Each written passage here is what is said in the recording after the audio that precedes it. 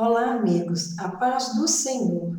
Dando sequência às parábolas, nós já falamos da ovelha perdida, da dracma perdida, e hoje nós vamos falar sobre o filho pródigo, que também está em Lucas 15. Essas três parábolas, como eu já falei nos vídeos anteriores, elas têm o mesmo sentido, só que uma é um animal que se perde, outro é uma quantia em dinheiro e uma moeda, no caso, e agora é uma pessoa que se vai. E começa no versículo 11.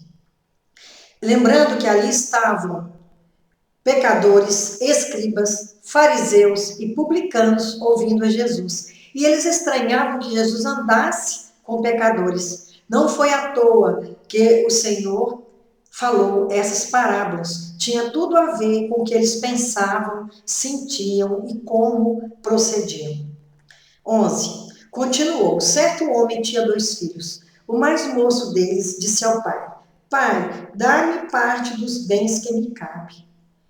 E ele lhe repartiu os haveres. Passados não muitos dias, o filho mais moço, ajuntando tudo que era seu, partiu para uma terra distante e lá dissipou todos os seus bens, vivendo dissolutamente. Para o judeu, esse pedido do filho, esse apelo, é muito significativo, porque tem um sentido negativo. É uma ofensa ao seu pai que ainda vive. Mas esse filho passou por cima de tudo e quis receber a sua parte. E é muito perigoso, mesmo a gente vê filhos que recebem herança, ou então dinheiro de loterias, muitas vezes uma quantia considerável, vultosa, mas como vem fácil, porque na verdade aquele filho era ainda jovem, então ele não conhecia o sacrifício com que seu pai ajuntou aquela riqueza e ainda mantinha trabalhando. E esses filhos trabalhavam com o pai, mas ele ainda não tinha noção. Por isso que ele exigiu a sua parte antes da hora, antes que seu pai falecesse. Isso, com certeza, desagradou muito aquele pai. E como era de se esperar, ele começou a viver dissolutamente e gastou tudo o que tinha. Independentemente do valor, as pessoas que não valorizam o que têm, elas realmente vêm a perder, colocam tudo fora. Essa foi a situação aqui presente no texto. Depois de ter consumido tudo, sobreveio àquele país uma grande fome e ele começou a passar necessidade. Então ele foi e se agregou a um dos cidadãos daquela terra e este o mandou para os seus campos a guardar porcos. A condição de vida daquele rapaz, com certeza criado com muito carinho pelo pai, que o ensinou a trabalhar e que com ele dividia horas de convivência, dias e dias de convivência, e agora ele viu sua condição rebaixada em todos os sentidos. Para ele, aquilo representava uma humilhação. Nós podemos fazer um paralelo com nossa vida espiritual. Quando afastamos de Deus, quando pelo pecado, porque o pecado faz separação, a gente começa a ver nossa vida espiritual cada vez mais rebaixada. Nós já não temos muito tempo para orar e muitas das vezes vamos diminuindo essa oportunidade, esse tempo, até parar de orar. Então a vida fica mais difícil, porque a oração, ela faz conexão entre nós e Deus. Quando estamos atravessando dificuldades, necessidades, quando nós elevamos os olhos aos céus, colocamos o nosso joelho no chão, nós sentimos confortados, nós atravessamos o vale de tristezas e de necessidades. Esse filho estava longe do pai, teve sua condição de vida completamente modificada e estava se sentindo humilhado. Nós também se afastamos de Deus, o mundo nos humilha. E então há um paralelo muito significativo entre a nossa vida espiritual e a vida desse rapaz que foi transformada e ele começou a sofrer. Ali desejava ele fartar-se das alfarrobas que os porcos comiam, mas ninguém lhe dava nada. Então, caindo em si, disse: quantos trabalhadores de meu pai têm pão com fartura, e eu aqui morro de fome. Levantar-me-ei, irei ter com meu pai, e lhe direi: pai, pequei contra o céu e diante de ti. Não sou digno de ser chamado teu filho. Trata-me como um dos seus trabalhadores. Esse filho agora estava na rua da amargura, como se diz. Estava sofrendo. E aí, nesse momento, ele lembra da casa de seu pai, da fartura, de tudo que ele havia perdido. E sente que precisaria voltar, porque longe do pai, a vida dele, com certeza, se tornou muito triste e ele tinha carência de tudo. Assim também nós, quando nos afastamos de Deus e começamos a atravessar o vale de sofrimentos, de angústia e muitas vezes até de depressão, nós lembramos que diante do Pai há alegria, diante do Pai há uma força que nos sustenta, há um braço estendido que consegue nos levantar. E longe dele não há nada, porque o mundo não nos oferece o de que necessitamos. O mundo tira, o mundo não dá. Só o Senhor é benigno, só o Senhor pode nos suprir de nossas necessidades, a ponto de que de nada sintamos falta. Mesmo que algo material nos falte, nós não temos necessidade, porque o amor do Senhor nos preenche, nos plenifica. E levantando-se foi para seu pai. Vinha ele ainda longe quando seu pai o avistou, e compadecido dele, correndo, o abraçou e beijou. E o filho lhe disse: pai, pequei contra o céu e diante de ti, já não sou digno de ser chamado teu filho. Eu fiz questão de repetir essa passagem, porque é muito semelhante à nossa vida.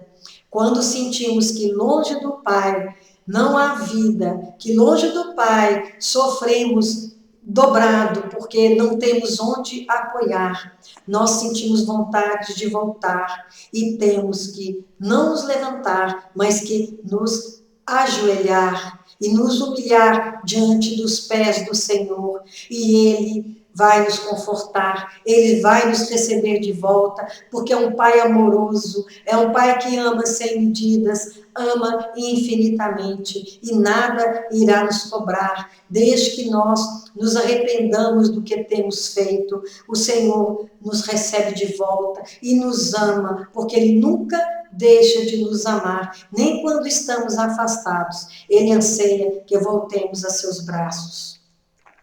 O pai, porém, disse aos seus servos: trazei depressa a melhor roupa, vestiu, ponde-lhe um anel no dedo e sandália nos pés. Trazei-me também e matai um novilho cevado, comamos e regozijamos, porque este meu filho estava morto e reviveu, estava perdido e foi achado. E começaram a regozijar.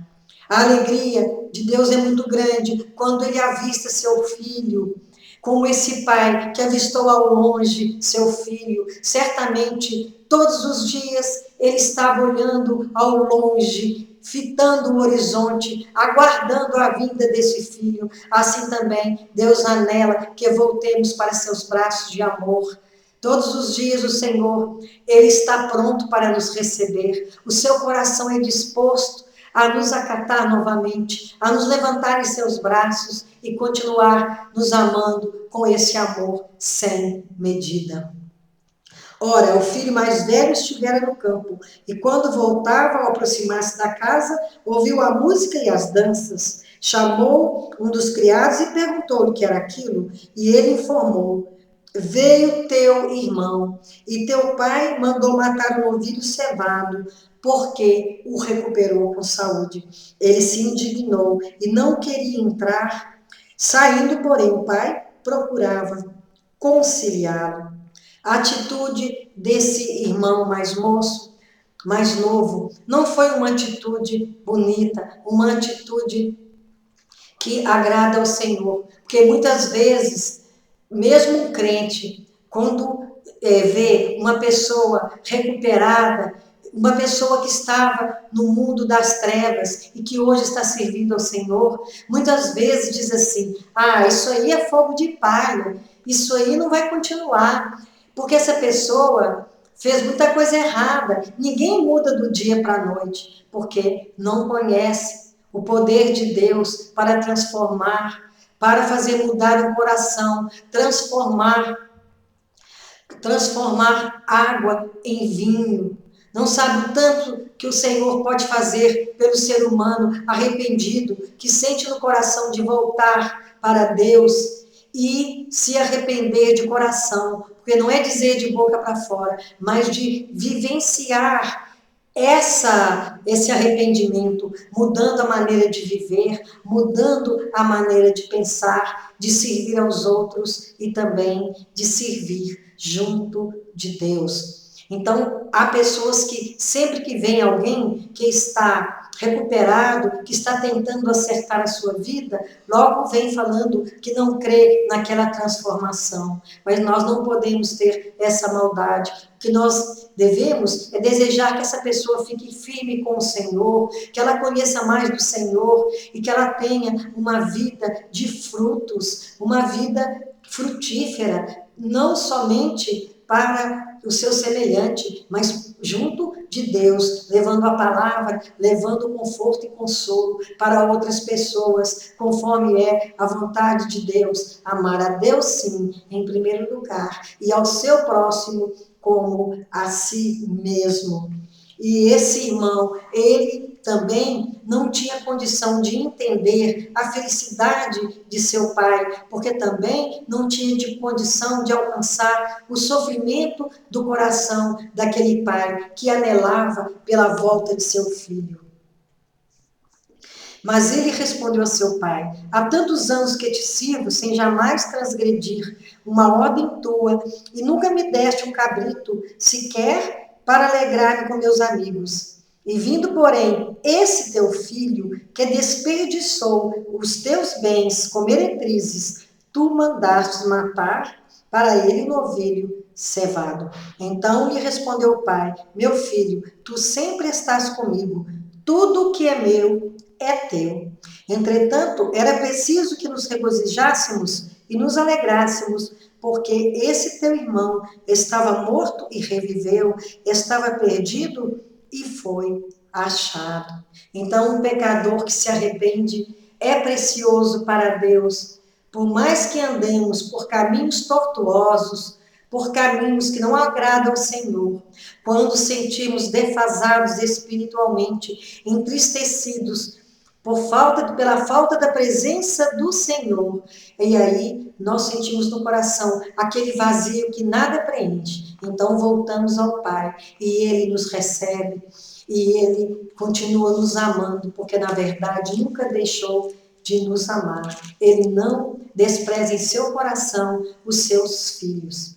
E voltando aqui na parábola da dracma perdida, também em Mateus 15, vamos ler o versículo 10. Eu vos afirmo que, de igual modo, há júbilo diante dos anjos de Deus por um pecador que se arrepende. Então, a outra passagem que diz que a alegria do Senhor por um justo que volta, que é justificado, é muito maior do que 99 justos que não necessitam de arrependimento diante de Deus. Então, nós temos que refletir no caso do filho pródigo. Nós também somos como esse filho, porque afastamos do Senhor. E quando sentimos as agruras do mundo, porque o mundo, ele não alivia. O mundo nos tortura. O mundo exige de nós o que nós, muitas vezes, não podemos oferecer. Mas o Senhor, Ele oferece tudo de que nós precisamos, porque Ele nos oferece o essencial, nem mais, nem menos. Mas diante de Deus, tudo que o Senhor nos dá é muito, é um tesouro que nós não conseguimos avaliar, nós não conseguimos entender, porque o coração de Deus foge ao nosso entendimento. É um coração perfeito, não é um coração de homem que maquina o mal. Se você está afastado do Senhor, se você está sofrendo, porque o vazio da alma está te trazendo tristeza e dor, volte para o Senhor, como esse filho que levantou-se, deixou aquela vida de tristeza e voltou para seu pai.